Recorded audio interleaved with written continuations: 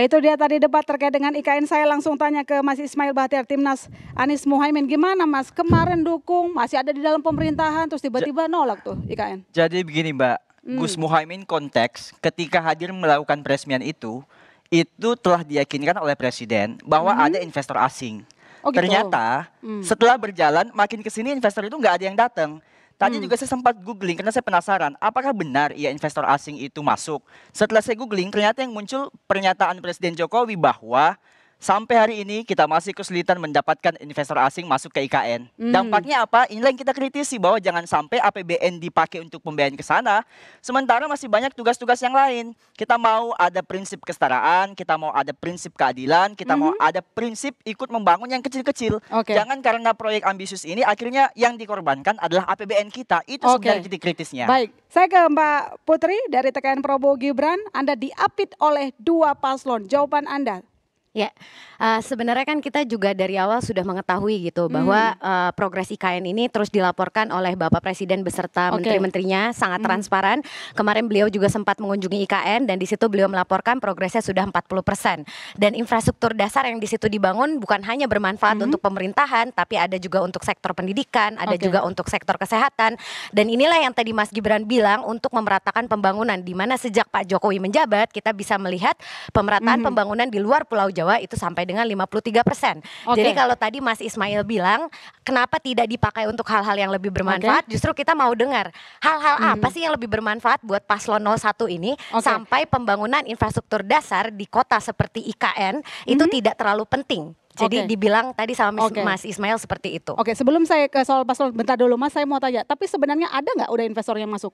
Ya, karena kan yang ini tanda tangan duit ya? Ya, karena kan memang investor itu selalu melihat tatanan dasarnya kan, dan dalam hal APBN kita di situ sudah menganggarkan sekitar 89,4 triliun, di mana kita akan membangun infrastruktur dasar yang memang sudah terlihat APBN. Tapi di situ kita juga menganggarkan untuk KPBU dan juga swasta itu 253,4 triliun. Dan beberapa investor tadi sudah disampaikan oleh Mas Gibran nama-namanya, dan itu sudah ada buktinya.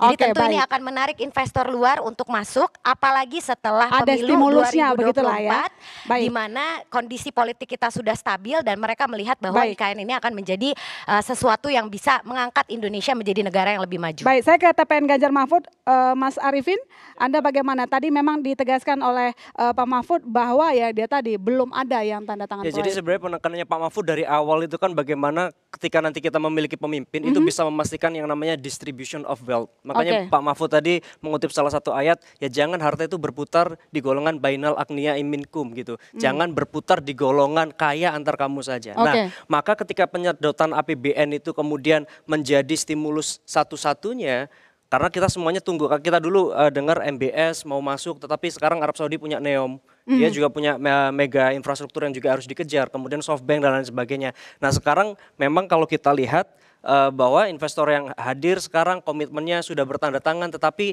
aplikasinya sampai mana? Terakhir Pak Jokowi menghadiri groundbreaking untuk Superblok. Nah, tetapi yang kita harapkan dari IKN ini kan, IKN mau dibuat untuk siapa? Apakah hanya untuk segelintir orang atau kemudian untuk seluruh masyarakat? Maka sebenarnya yang mungkin tidak terungkap dari Prof Mahfud adalah kita pengen juga loh dengar selain investor itu masuk ada development agreement yang jelas. Contoh you yang punya konsesi lahan bisa nggak kemudian menyediakan tempat khusus untuk kemudian UMKM masyarakat sekitar dan lain sebagainya terlibat di sana. Jadi IKN ini harus benar-benar tidak hanya menjadi satu bangunan. Kita pengen meneruskan itu, tetapi nggak hanya forest city yang kemudian ini sustainable, tapi juga harus inklusif di dalamnya. IKN yang basisnya untuk ekonomi kerakyatan. Nanti dijawab Mbak Putri, jangan kemana-mana saudara. Kami masih akan segera kembali. Tadi dipertanyakan oleh Mbak Putri, Timnas nomor 2 yang mengatakan bahwa sebenarnya apa prioritas Anda? Kalau nggak bangun IKN, kan pertanyaan Mbak Putri, kalau nggak bangun IKN lalu mau bikin apa? Kita harus tahu dulu, bangsa kita ini masih banyak persoalan. Ada banyak guru-guru honorer kita yang belum terangkat jadi P3K, jumlahnya 700.000. Dari anggaran IKN itu bisa menyelesaikan ini. Masih banyak kader-kader posyandu, kader-kader kesehatan yang hari ini hanya dibayar 100.000 loh Mbak per bulan. Dengan dana 400 triliun ini bisa diselesaikan. Masih banyak jalan-jalan kampung kita, jalan-jalan kabupaten kita yang belum tuntas. Inilah yang kemudian kita tawarkan bahwa sebenarnya 400 triliun itu sangat bisa buat banyak hal. Termasuk diantaranya tadi mungkin sempat disinggung oleh Gus Muhaimin. Bagaimana kemudian kita lakukan pemerataan prinsip keadilan, prinsip kesetaraan, maka yang harus dibangun adalah kota-kota lain, termasuk kota-kota yang ada di berbagai Indonesia. Puluhan kota tadi. Yang disebutkan Gus Muhaimin 40 kota. Tapi ya, menurut saya sebenarnya kalau anggaran 400 triliun ini ada, lebih dari 40 kota kita bisa bangun. Oh bisa? Harusnya bisa. Bisa, Mbak Putri silakan dijawab. Kenapa bisa ada anggaran 20% dari APBN khusus untuk bangun satu kota IKN? Sementara kalau kata dari pasangan calon satu, itu bisa loh 40 kota katanya. Lebih bisa gitu. Oh bisa, oke. Yang justru saya bingung kan tadi pertanyaannya kenapa bisa satu kota, maksudnya kenapa satu kota itu perlu dibangun gitu. Tapi dia mau bangun 40 kota dengan anggaran yang sekian gitu, tanpa memberitahukan prioritasnya di mana. Karena kita juga di TKN kan punya visi misi yang jelas gitu terkait dengan pembangunan infrastruktur di tempat-tempat lain selain IKN tentunya untuk digitalisasi ekonomi. Kita juga mau mengindustrialisasi sektor pertanian dan juga perkebunan supaya nanti ekonomi kerakyatannya bisa dibangun secara holistik. Tapi kan kita lihat kalau di sini IKN itu adalah produk hukum yang sudah ada undang-undangnya dan mengikat, dan seingat saya Timnas Amin ini hanya PKS yang konsisten menolak tentang IKN. Nasdem dan PKB itu sama-sama menandatangani, P3 dan juga PDIP juga sama-sama menandatangani undang-undang IKN. Jadi pertanyaannya di sini adalah apakah nanti ketika Timnas Amin menang, apakah akan mengajukan supaya revisi undang-undang ini berjalan? Dan yang kedua, apakah anggaran yang sudah dialokasikan dari APBN untuk membangun infrastruktur IKN ini nanti akan terbuang sia-sia kalau nanti undang-undangnya ditarik balik oleh Timnas Amin kalau menjadi presiden dan wakil presiden? Kan berarti ada pembuangan undang-undang, pembuangan anggaran. Akan melakukan itu, Mas? Boleh langsung jawab nggak? Ya, boleh dong. Langsung singkat tapi saya mau ke Mas Arifin. Pertama, saya ingin sampaikan Mbak Put, bahwa IKN itu prinsipnya kan memindahkan persoalan yang ada di Jakarta. Jadi ini bukan membangun IKN itu kan sebenarnya latar belakangnya adalah memindahkan persoalan kemacetan, persoalan yang lain-lain ke Kalimantan. Nah, kemudian apa yang akan kita lakukan ketika memimpin, mandatnya diberikan kepada kami di 2024, kami tidak menyetop ini.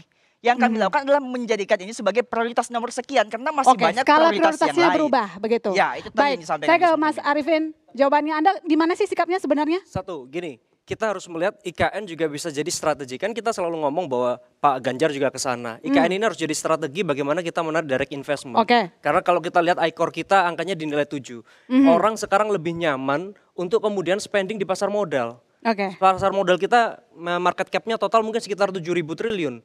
Direct investment-nya mungkin hanya sekitar 1.000 triliun. Maka dengan keberadaan IKN harusnya bisa kemudian trickle down effect itu menetes. Makanya kan tekanannya Pak Mahfud sebenarnya di situ. Nah, maka kemudian kalau strateginya daripada IKN mending 40 kota, saya juga nggak sepakat. Kalau memang isunya perubahan, kemudian keberpihakan yang selama ini didorong oleh Pak Anies, kita harus ingat bahwa jumlah kota itu hanya sekitar 89. Sisanya 416 itu kabupaten, di mana di dalamnya ada 83.000 desa. Maka sebenarnya kalau kita lihat proyeksi demografi, kita di tahun 2030 ada 300 juta, itu pasti akan muncul karena fertility rate-nya lebih banyak di desa-desa kabupaten. Tapi untuk paslon nomor 3, IKN prioritas? IKN prioritas dengan strategi yang lebih satset tas-tas. Baik. Saya ke panelis Mas Arya. Kalau dilihat dari percakapan barusan, ada perubahan sikap yang tadinya pro jadi nggak pro, dari nggak pro jadi pro. Muhaimin misalnya dari awalnya tidak setuju dengan adanya IKN, sekarang mengubah skala prioritas. Apakah langkah strategi politik apa ini? Ya, saya kira ini perubahan-perubahan yang terjadi ini saya kira didorong oleh motivasi elektoral ya. Karena bagaimanapun kita melihat situasi sekarang itu kan Pak Prabowo masih di kisaran 40 sampai 45. Potensi 2 putaran masih terbuka, meskipun pada saat yang sama potensi 1 putaran juga terbuka. Jadi dua-duanya terbuka kemungkinan apakah 1 atau 2 putaran. Tetapi dalam kondisi di mana Pak Prabowo masih di angka 40 sampai 45%, tentu baik pasangan 01 dan 02 saling berebut untuk masuk putaran kedua. Nah, situasi perebutan itu tentu membuat akhirnya di 03 misalnya tentu attacking-nya tidak hanya ke 01 tapi juga attacking-nya dilakukan ke 02 juga gitu. Jadi 1 kali serangan 2 sasaran kena gitu ya. Nah, itu yang membuat akhirnya kenapa kemudian dalam debat-debat tadi kental sekali nuansa kritik yang dilakukan oleh Pak Mahfud karena memang sedang bertarung berebut dengan pasangan 01 untuk masuk putaran kedua gitu. Nah, efek debat memang mungkin akan kecil ya. Mungkin kisarannya 5-7% efek debatnya. Tapi efek debat yang minimal itu akan jadi sangat penting sekali dan itu akan menentukan apakah akan terjadi 1 atau 2 putaran. Oke, gitu. Tapi tadi Gibran sempat menyindir Muhaimin Iskandar. Apakah ini tandanya dia menyindir PKB yang masih dalam pemerintahan? Ya bisa saja dilakukan, Bisa, tapi memang situasinya sekarang Pak Gibran saya kira memang dalam posisi menjaga ritme yang 40 sampai 45 karena dalam 1 bulan terakhir sepertinya saya kira pertumbuhannya itu tembus di atas 45 sepertinya masih agak berat. Nah makanya posisi yang dilakukan tidak terlalu attacking sekali, tapi bertahan aja gitu ya. Itu juga dilakukan ketika Pak Prabowo di putaran pertama debatnya. Gitu ya. Pertanyaan saya ke Mbak Esther, 20% porsi APBN untuk pembiayaan IKN. Nah, kalau dari pasangan Muhaimin Iskandar dan juga disampaikan tadi bahwa ini bisa membangun 40 kota, apakah itu memungkinkan? Mana yang paling make sense? Bangun 1 IKN atau puluhan kota? Jangan dijawab dulu Mbak Esther, kami masih akan segera kembali saudara. Tetap bersama kami.